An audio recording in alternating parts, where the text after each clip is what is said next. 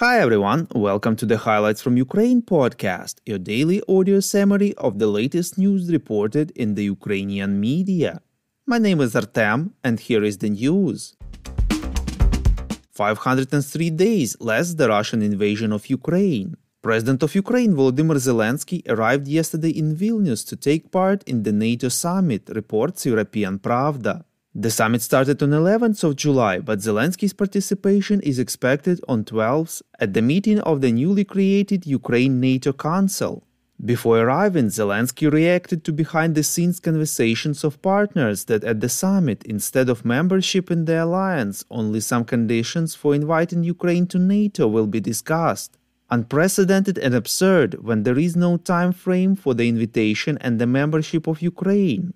And when some strange wording is added about the conditions even for the invitation of Ukraine. There seems to be no readiness to invite Ukraine to join NATO or make it a member of the alliance. This means that Ukraine's membership in NATO remains a possible bargain chip in negotiations with Russia.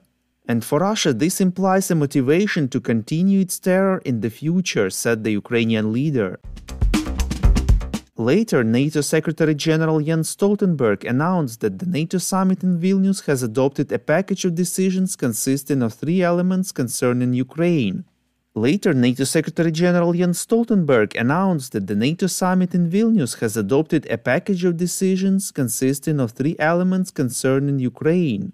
The first element is a new long-term support program for Ukraine, which will make the transition from the Soviet to NATO standards in training and doctrines possible.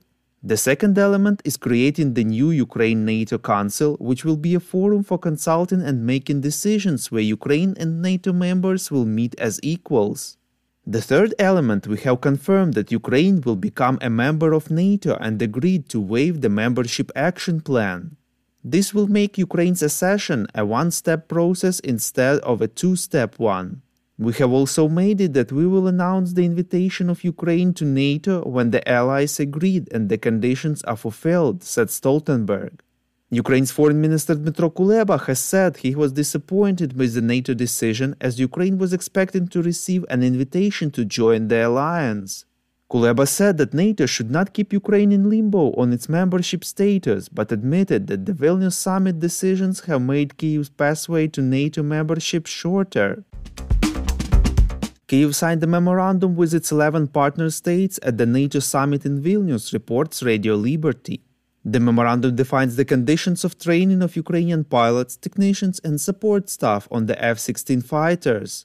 There is also the possibility of including other types of fighter aircraft in the program. According to the Danish Defense Minister, Denmark, the Netherlands, Belgium, Canada, Luxembourg, Norway, Poland, Portugal, Romania, Sweden and the UK signed the memorandum. The training will start in Denmark in August.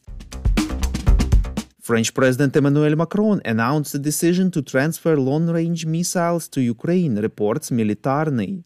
With the help of Scalp cruise missiles, Ukraine will be able to strike targets behind the enemy lines on Ukrainian territory.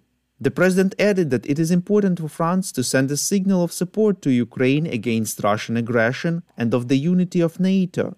The Franco-British Scalp missile, also known as the Storm Shadow, is designed to be launched from aircraft. It has a flight weight of up to 1,300 kilograms and the weight of its warhead is 450 kilograms. The declared range of this cruise missile is more than 250 kilometers. According to the New York Times, secret discussions are taking place in the White House regarding the possible transfer of long-range ATACMS missiles to Ukraine, reports RBK Ukraine. Media sources informed that Biden administration debates whether to send to Ukraine several guided missiles of the surface-to-surface class, which are currently reserved for responding to other security threats. American officials warned that their ATACMS arsenal is relatively small.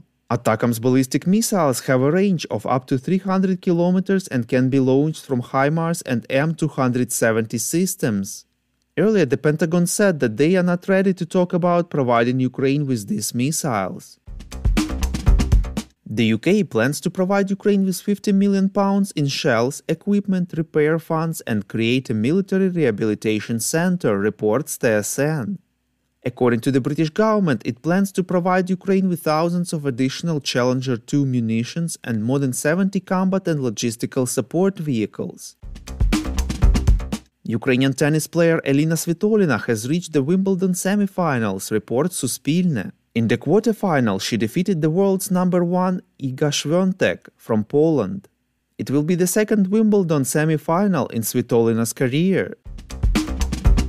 Thank you for listening to the Highlights from Ukraine podcast. We're a commercial initiative of just 2 people and we need your help to grow. Share information about the podcast, rate us in the app, subscribe to our Patreon. With your support, we are getting better. We call on you to demand from governments of your countries to impose the toughest sanctions possible on Russia and its citizens to stop their invasion of Ukraine.